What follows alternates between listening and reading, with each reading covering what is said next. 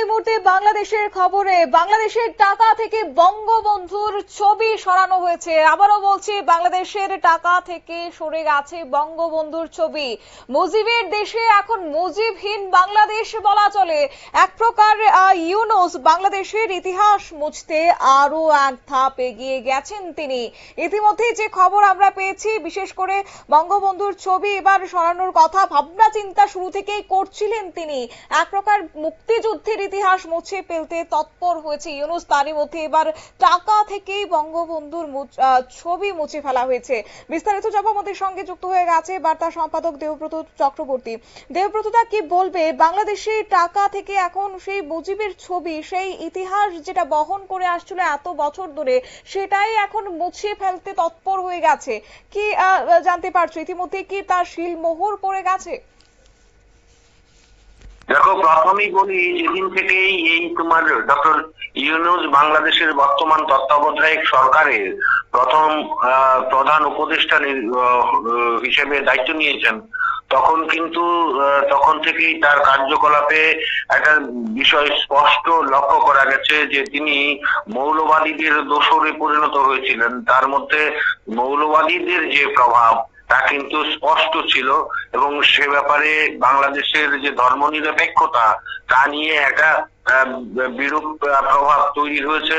এবং এক্ষেত্রে তিনি বরাবরই বিশেষ করে মুজিবুর রহমানের সমস্ত স্মৃতি ধ্বংস করার ক্ষেত্রে এক কথায় উৎসাহ দিয়েছেন সন্তপনে। এবং এখানেই শেষ নয়, মুজিবুর রহমানের তোমার ঐতিহাসিক স্ট্যাচু ভেঙে ফেলা হয়েছে। এত সব গন্ডগোলের পরে মুজিবুর রহমানের কোন স্মৃতি যে ডক্টর ইউনূস রাখতে চাইবেন না তা কিন্তু বলাই বাহুল্য। তবে একটা কথা কি, মৌলবাদীরা কিন্তু চাপ দিচ্ছিলেন যেন কোনো অবস্থাতেই মুজিবুর রহমানের কোন ধরনের ছবি, প্রতিকৃতি অথবা যে কোনো স্থাপত্য চিহ্ন মাত্র না থাকে। এই ব্যাপারে কিন্তু মৌলবাদীদের চাপের কাছে তিনি বারবার মাথা নত করছিলেন। এবং মৌলবাদীরা বিশেষ করে জামাত একটা সময় দাবি তুলেছিল যে বাংলাদেশের যে টাকা আছে সেই টাকা থেকে মুজিবুর রহমানের নাম মুছে দিতে হবে, মুজিবুর রহমানের ছবি মুছে দিতে হবে। এবং সেই প্রক্রিয়াটা বেশ কয়েকদিন ধরেই চলছিল, এবং সবাই মধ্যে কিন্তু জানা ছিল খুব শীঘ্রই মুজিবুর রহমানের ছবি বাংলাদেশের টাকা থেকে মুছে ফেলা হচ্ছে। অবশেষে এই তোমার যারা মৌলবাদীদের কাছে মাথা নতি স্বীকার করে ডক্টর ইউনূসের তত্ত্বাবধায়ক সরকার কিন্তু বাংলাদেশের টাকা থেকে মুজিবুর রহমানের ছবি মুছে দিয়ে তারা আবার তিনি মৌলবাদীদের কাছে মাথা নত করে নিজেকে আবারও তিনি যে তোমার আত্মমর্যাদাহীন তা কিন্তু প্রমাণ করেছেন। রবিবার বাংলাদেশ রিজার্ভ ব্যাংকের তরফে এই নোট আনুষ্ঠানিকভাবে প্রকাশ্যে আসতেই চর্চা শুরু হয়েছে। প্রশ্ন উঠেছে, কেন ৭১-এর ইতিহাস মুছতে এত মরিয়া ইউনূস? আসলে এই ঘটনায় কিন্তু ঘটে যায় মুজিবুর রহমানের ছবি বাংলাদেশের টাকা থেকে মুছে ফেলার ঘটনায় গোটা বাংলাদেশ জুড়ে কিন্তু একটা আলোচনা সমালোচনা শুরু হয়ে গেছে। রবিবার ব্যাংকের তরফে আনুষ্ঠানিকভাবে এই নোট বাজারে ছাড়ার পর বাংলাদেশ ব্যাংকের মুখপাত্র আরিফ হোসেন খান বলেন, নতুন সিরিজের এই নোটে কোনো মানুষের ছবি থাকছে না, এতে রাখা হচ্ছে শুধুমাত্র বাংলাদেশের স্থাপত্য, ঐতিহাসিক স্থান ও প্রকৃতির ছবি। মোট ৩টি নোট এই মুহূর্তে প্রকাশ্যে আনা হয়েছে ব্যাংকের তরফে। এগুলো হলো ২০, ৫০ এবং ১,০০০ টাকার নোট, যেখানে ২০ টাকার নোটে রয়েছে হিন্দু মন্দিরের ছবি, ৫০ টাকায় মুসলিম স্থাপত্য ও ১,০০০ টাকার নোটে রয়েছে বুদ্ধ মন্দিরের ছবি। এসব আসলে তোমার ছাই দিয়ে মাছ থাকার চেষ্টা। একদিকে বাংলাদেশে যারা সংখ্যালঘু আছে তাদের উপর নির্বিচারে চলছে অত্যাচার, তোমার নির্যাতন, মারধর, বাড়িঘরে হামলা, লুটপাট, খুন, ধর্ষণের মতো ন্যাক্কারজনক ঘটনা। সেক্ষেত্রে এই তোমার টাকার মধ্যে হিন্দু মন্দিরের ছবি, বৌদ্ধ মন্দিরের ছবি, ছাপিয়ে তারা আসলে শাক দিয়ে মাছ ঢাকতে চাইছেন, এটাই কিন্তু মনে করছেন বিশেষজ্ঞরা। পরবর্তী নোটগুলির ডিজাইনও বদল করা হবে বলে জানানো হয়েছে। প্রথম দফায় 3টি সিরিজের টাকা তোমার বাজারজাত করা হয়েছে। উল্লেখ্য, বলে রাখি তোমাকে, 1971 সালে বাংলাদেশ স্বাধীন হওয়ার পর থেকে বাংলাদেশের টাকায় জায়গা পেয়েছিল বঙ্গবন্ধু মুজিবুর রহমানের ছবি। তবে গত বছরের আগস্ট মাসে বাংলাদেশের প্রধানমন্ত্রী মুজিব কন্যা শেখ হাসিনাকে ক্ষমতাচ্যুত করা হয়। তিনি ভারতে আশ্রয় নিলে বাংলাদেশ গদিতে উপদেষ্টা সরকারের প্রধান হিসেবে বসানো হয় মোহাম্মদ ইউনূসকে। অন্যদিকে মৌলবাদীর দল দেশ জুড়ে সক্রিয় হতে 71-এর ইতিহাস মুছছে। মুক্তিযুদ্ধ সম্পর্কিত স্থাপত্যের নামবদল, মুজিবের মূর্তি ও স্মৃতি জড়িত স্থানে স্থানে চলতে থাকে বুলডোজার ও অগ্নিসংযোগ। তখনই টাকা থেকে মুজিবের ছবি সরানোর দাবি তুলছিল দেবব্রতদা। বর্তমান সময়ে যেখানে বাংলাদেশের কানায় কানায় বলা চলে যে নির্বাচনী একটা প্রচার কিংবা নির্বাচনী ডাক উঠতে শুরু করেছে, রীতিমতো নাস্তানাবোধ করে চলেছে ইউনূসকে নির্বাচন নিয়ে, সেই জায়গায় দাঁড়িয়ে এবার মৌলবাদীদের কাছে মাথা নত করছেন ইউনূস নির্বাচন নিয়ে। সেই অর্থে যেন তিনি কিছু বলতেই চাইছেন না, সময় যত এগোচ্ছে ততই তিনি ক্ষমতার স্বাদ নিতে চাইছেন। তবে কি বলাই চলে যে মৌলবাদীদের প্রশ্রয় দেওয়ার এখন সহজ পথ হিসেবে বেছে নিয়েছে এবার ইউনূস? আসলে দেখো, বাংলাদেশের রাজনীতি এবং ভবিষ্যৎ নিয়ে এই ডক্টর ইউনূস ছেলে খেলা করছেন। যে অবস্থা তিনি তৈরি করেছেন, যে অশান্তি বাংলাদেশে চলছে, তাতে একটা প্রশ্ন কিন্তু উঠেছে, কিভাবে এই ডক্টর ইউনূসকে শান্তির জন্য নোবেল পুরস্কার দেওয়া হলো। তিনি যে মৌলবাদীদের দোসর, তিনি যে মৌলবাদীদের পদলেহনকারী, এবং সেটা যে তিনি বারবার করে দেখিয়েছেন।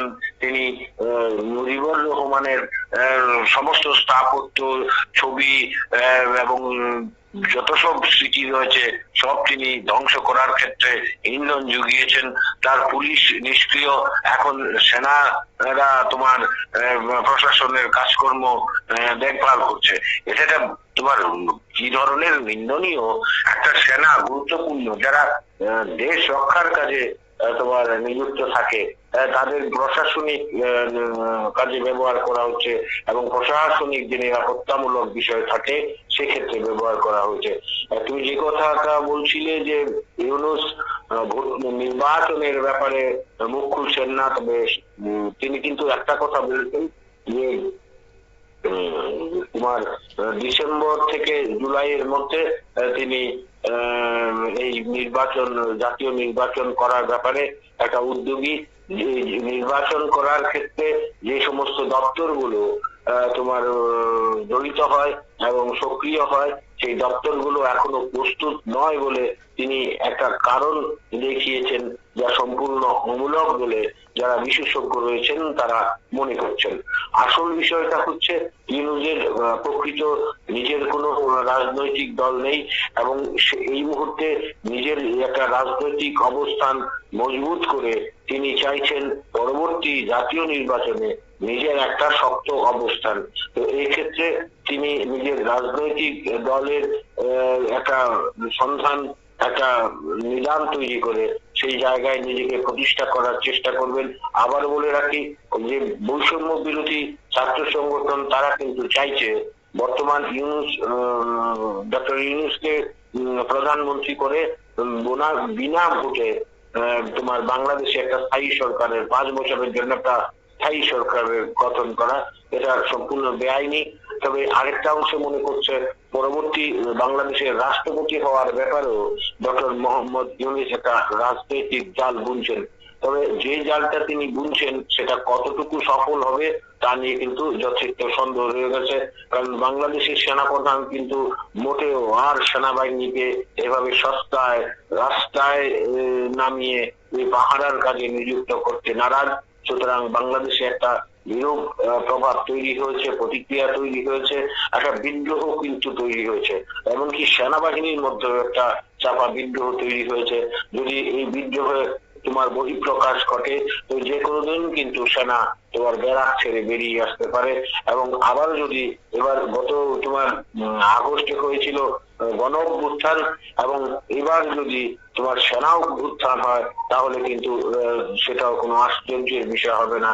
এবং যে কথাটা আমি বারবার বলার চেষ্টা করেছি, আগাগোড়া বলার চেষ্টা করি এবং আমরা সাধারণ মানুষকে বোঝানোর চেষ্টা করেছি, বাংলাদেশ যেভাবে বর্তমান বাংলাদেশের প্রধান উপদেষ্টার তত্ত্বাবধায়ক সরকার ভারতের অবদান, ৭১-এর মুক্তিযুদ্ধের ভুলতে বসেছে, এটা তাদের আসলে দায়বদ্ধহীনতা এবং তাদের যে নীতিগত আদর্শগত বিষয়গুলোর বাধ্যবাধকতা নেই, তা কিন্তু স্পষ্ট হয়েছে। তবে ভারত পুরো বিষয়ের দিকে নজর রাখছে। আমরা জানি যে ইতিমধ্যে ভারত খুব কূটনৈতিক ভাবে যথেষ্ট সন্তর্পণে এগিয়ে চলেছে বাংলাদেশের ক্ষেত্রে, দৃষ্টি রেখে কাজ করছে এবং অতি সম্প্রতি তোমার স্থলবন্দরের মাধ্যমে বিভিন্ন একাধিক সামগ্রী আমদানি রপ্তানির ক্ষেত্রে যে নিষেধাজ্ঞা জারি করেছে, এতে কিন্তু বাংলাদেশের বর্তমান তত্ত্বাবধায়ক সরকারের প্রধান উপদেষ্টা ডক্টর ইউনূস একেবারে লেজে গোবরে বাংলাদেশের অর্থনৈতিক ব্যবস্থা ভেঙে পড়েছে এবং সবচেয়ে বেশি যে তোমার করুণ অবস্থা, তা হচ্ছে বাংলাদেশের বস্ত্র শিল্প, রেডিমেড বস্ত্র শিল্প। সবাই জানে, গোটা বিশ্ববাসী জানা যে বাংলাদেশের রেডিমেড বস্ত্র শিল্প কিন্তু তোমার গোটা বিশ্বেই একটা সুনাম রয়েছে এবং যথেষ্ট ভালো তাদের এই বাণিজ্য। কিন্তু ভারত সরাসরি এই বিশেষ করে এই রেডিমেড বস্ত্র তোমার স্থলবন্দরের মাধ্যমে আমদানি রপ্তানির নিষেধাজ্ঞা জারি করায় বাংলাদেশের বস্ত্র, রেডিমেড বস্ত্রের যে বাণিজ্য এবং তা তৈরির যে ব্যবস্থাপনা, এতে কিন্তু ব্যাঘাত সৃষ্টি হয়ে পড়েছে। বহু বস্ত্র শিল্প কারখানা বন্ধ হয়ে গেছে। দেবব্রতদা, যে জাতির পিতার হাত ধরে বাংলাদেশের রূপরেখা তৈরি হয়েছে, সেই জাতির পিতার ছাপ আজকে এক প্রকার মুছিয়ে ফেলেছে ইউনূস। কিন্তু প্রশ্ন হচ্ছে যে যখন বাংলাদেশে গণ অভ্যুত্থান হয়েছে, যখন আমরা দেখেছিলাম যে একে একে শিক্ষক থেকে শুরু করে বিভিন্ন পদে যারা ছিলেন তাদেরকে জোরপূর্বক ভাবে তাদেরকে সই দিয়ে সেই পদ থেকে সরানো হয়েছে, সেই সময়টাতে কিন্তু বাংলাদেশের একাংশ যারা শিক্ষিত সমাজের ব্যক্তিরা ছিলেন তারা কিন্তু প্রশ্ন তুলেছেন, তারা কিন্তু বলেছেন যে এটা অত্যন্ত লজ্জাজনক, আর এক্ষেত্রে হয়তোবা আমরা সন্তানদের সেই অর্থে মানুষ করতে পারিনি, যার কারণে আজকে বাংলাদেশের আমাদের এই ছবি দেখতে হয়েছে। তারা এই কথা বলেছিলেন, যথারীতি আমরা প্রকাশও করেছি। কিন্তু প্রশ্ন হচ্ছে আজকের দিনে এই যে জাতির পিতার ছবি মুছে ফেলা হয়েছে টাকা থেকে, তারা কি সেই অর্থে প্রতিবাদ জানাবেন? তারা কি সেই প্রতিবাদী সুরে গর্জে উঠবেন, নাকি সেই ইউনূসের কাছে মাথা নত করবেন তারা? দেখো, শাসন ক্ষমতায় যারা থাকে তাদের মধ্যে, তাদের কাছে কিন্তু যে রাষ্ট্রের যে সেনা এবং পুলিশ, সেই জিনিসটা কিন্তু একটা ভালো প্রভাব ফেলে এবং সেই অধিকারটুকু যেহেতু তাদের কাছে থাকে, দমন পীড়নের যে বিষয়টি সেটি কিন্তু সরকার পক্ষের হাতে থাকে। এছাড়া রয়েছে শাসকের ইন্ধন প্রাপ্ত যে তোমার বৈষম্য বিরোধী ছাত্র সংগঠন, তারা তাদের ক্ষেত্রেও কিন্তু এই বর্তমান যে শাসক গোষ্ঠী রয়েছে, এই তত্ত্বাবধায়ক সরকার, তাদেরও কিন্তু একটা ইন্ধন রয়েছে। এখন মানুষ এই যে মুজিবুর রহমানের যে টাকার থেকে ছবি মুছে দেওয়া, এটা মোটেও মেনে নিতে চাইছে না। এতে ৭১-এর যে আবেগ বাংলাদেশের বাসী, ৭১-এর আবেগে কিন্তু বেজায় ঠেস পড়েছে। তারা রীতিমতো তাদের হৃদয় এখন বিজড়িত, তারা বলতে পারছেন না। মূল কথাটা হচ্ছে তাদের মুখ ফুটে বলার এই মুহূর্তে তাদের সাহস এবং সামর্থ্যটা নেই। রাষ্ট্রশক্তি যেহেতু তাদের কাছে রয়েছে এবং এবং যেহেতু একটা বড় অংশের বৈষম্য বিরোধী ছাত্র সংগঠন নামে একটি সংগঠন এখন তত্ত্বাবধায়ক সরকারের অঙ্গুলি হেলনে চলছে, তবে এই ক্ষেত্রে তত্ত্বাবধায়ক সরকারের অঙ্গুলি হেলনে এই বৈষম্য বিরোধী ছাত্র সংগঠন চলছে, নাকি মোহাম্মদ ইউনূস এই বৈষম্য বিরোধী ছাত্র সংগঠনের অঙ্গুলি হেলনে চলছেন, তা নিয়ে কিন্তু একটা দ্বিমত রয়েছে। আক্ষরিক অর্থে বাংলাদেশের বর্তমান যে সরকার চলছে তার কোনো অস্তিত্ব, সাবলীল অস্তিত্ব, আত্মমর্যাদা সম্পন্ন অস্তিত্ব যা একটা সরকারের থাকা উচিত, তা একেবারে নেই। সাধারণ মানুষ বিপর্যস্ত, সাধারণ মানুষের হাল বেহাল, তারা রীতিমতো হাহাকার করছেন এবং হাহাকারটা শুধু এই বর্তমান পরিস্থিতি নিয়ে নয়, বাংলাদেশের যে খাদ্য থেকে শুরু করে অন্ন বস্ত্র সর্বক্ষেত্রে যে পরিস্থিতি, যে সংকট তৈরি হয়েছে, তাতে কিন্তু সাধারণ মানুষ আতঙ্কগ্রস্ত। কিছুদিন, খুব একটা বেশি সময় লাগবে না, আমরা হয়তো কয়েকদিনের মধ্যেই আবারও খবর করতে পারবো যে বাংলাদেশে একটা বিদ্রোহ তৈরি হয়েছে।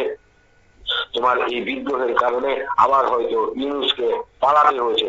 এটা বাংলাদেশের একটা ট্রেডিশন, বা পাকিস্তানের এটা ট্রেডিশন, যে যদি কোনো সরকারের পতন হয় তখন হয় তাদের প্রধানকে জেলে পুরে দেওয়া হয় বা তাদের দেশ ছেড়ে পালাতে হয়। এই অবস্থাটা মোটেও বা এই বর্তমান সরকারের ক্ষেত্রে হবে না এমনটা বলা যায় না। বর্তমান যিনি প্রধান উপদেষ্টা রয়েছেন, এই ক্ষমতালোভী ডক্টর ইউনূস, তিনি যে কুটচাল চালছেন, এতে বাংলাদেশের তোমার মোটেও জন্য মোটেও শুভদায়ক নয়। এবং তিনি আরেকটা বিষয় খুব সন্তর্পণে করছেন, একটা ভারত বিরোধী জিকির তোলে মৌলবাদীদের অবলেহন করতে, তাদের সান্নিধ্য লাভের জন্য তিনি ভারত বিরোধী জিকির তুলে জনসমর্থন আদায়ের চেষ্টা করছেন। কিন্তু একটা কথা জেনে রাখতে হবে, ৭১-এর মুক্তিযুদ্ধে ভারতের যে অবদান, লক্ষ লক্ষ ভারতীয় সৈনিক তাদের প্রাণ বিসর্জন করে বাংলাদেশের আজকের এই স্বাধীনতা অর্জনের ক্ষেত্রে একটা তোমার বিশাল ভূমিকা গ্রহণ করেছিল। সেই কারণে বাংলাদেশের একটা অংশের মানুষ কিন্তু, তারা কিন্তু মোটেও বেঈমান নয়, তারা কিন্তু মনে রেখেছে এবং তারা বলছে যা হচ্ছে তা মোটেও তোমার ঠিক নয়। এবং বহির্দেশে অবস্থানরত, আমি নামটা এখন বলছি না, জনৈক সাংবাদিক, প্রতিষ্ঠিত প্রসিদ্ধ সাংবাদিক এবং একজন গায়িকা এবং রাজনৈতিক বিশ্লেষক মহিলা, তিনি কিন্তু বলেছেন যে ভারতের সঙ্গে যদি সুসম্পর্ক বজায় না রেখে বাংলাদেশের এই বর্তমান তত্ত্বাবধায়ক সরকার তাদের সরকার পরিচালনার ক্ষেত্রে ভূমিকা না গ্রহণ করে, তাদের বাংলাদেশের অদূর ভবিষ্যৎ, বলছি আমি সুদূর বলছি না, আমি বলছি অদূর ভবিষ্যতেই একদম দুমড়ে মুচড়ে যাবে বাংলাদেশ। এই ব্যাপারে সন্দেহের কোনো কারণ নেই। কারণটা হচ্ছে বাংলাদেশ তোমার সর্বনিকট একটা প্রতিবেশী রাষ্ট্র ভারতের, এবং বাংলাদেশ ভারত বেষ্টিত একটি দেশ। এই দেশে ভারত ব্যতীত বাংলাদেশের উত্থান বা উন্নয়ন মোটেও সম্ভব নয়। এবং ভারত কিন্তু তোমার কোনো রাজনীতিকরণের জন্য বাংলাদেশকে সহায়তা করে এমনটা নয়। বাংলাদেশ একটা সময় ভারতেরই অঙ্গ ছিল এবং বাংলাদেশের প্রতি ভারতবাসী এবং ভারতের একটা আলাদা টান রয়েছে, একটা আর্থিক টান রয়েছে। এই টান থেকেই কিন্তু নিঃস্বার্থ ভাবে ভারত আগাগোড়া বাংলাদেশকে কার্যত এই জন্মলগ্ন থেকেই একটা সহায়তা স্বার্থহীন ভাবে, নিঃস্বার্থ ভাবে করে আসছে। কিন্তু রাজনীতি এবং তোমার ক্ষমতার লোভে ডক্টর ইউনূস যে কাণ্ডটা তিনি করেছেন, একটা বিদেশি চক্রান্তে ফাঁদে পা দিয়ে, এতে বাংলাদেশবাসী তোমার বলার অপেক্ষা রাখে না, এমন ভোগান্তির শিকার হবে যে কোনদিন তারা সেই ভোগান্তির যন্ত্রণা থেকে মুক্তি লাভ করতে পারবে না। এবং বাংলাদেশের বর্তমান প্রজন্ম এটাকে ক্ষতচিহ্ন হিসেবে মনে রাখবে যে ডক্টর ইউনূস কোন জায়গায় নিয়ে যাচ্ছেন বাংলাদেশের ভবিষ্যৎকে। এই পরিস্থিতিতে একটা কথাই বলতে হয় যে বাংলাদেশের আজকে বড়ই দুরবস্থা। বাংলাদেশবাসী বুঝতেও পারছেন কিন্তু কিছু করতেও পারছেন না। এই যে অবস্থা, এটা অসহনীয়।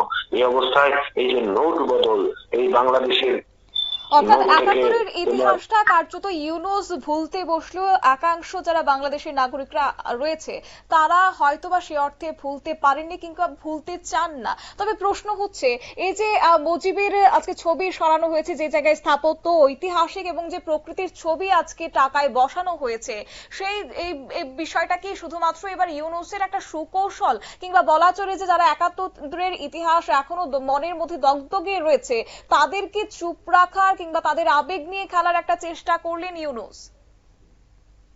দেখো, আমার যতটুকু জ্ঞান বুদ্ধি বা অভিজ্ঞতা, তাতে আমি বলবো ইউনূস বাংলাদেশবাসীর যে আবেগ, যে আবেগের আগুন, এতে কিন্তু তিনি উল্টো ঘৃতাহুতি করলেন।